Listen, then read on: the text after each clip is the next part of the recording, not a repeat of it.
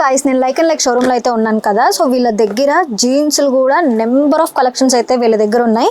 ఇది చూస్తున్నారు కదా, ఇలాంటివి కాదు, కార్గో ఇంకా కొన్ని జెంట్స్ వేస్తూ ఉంటారు కదా స్టైల్గా, అవి కూడా వీళ్ళ దగ్గర అవైలబుల్గా ఉన్నాయి. అండ్ ఇంకో విషయం ఏంటంటే ప్లస్ సైజ్ వాళ్ళు, అంటే చాలా లావుగా ఉన్న వాళ్ళకి జీన్స్లు దొరకడం చాలా కష్టం.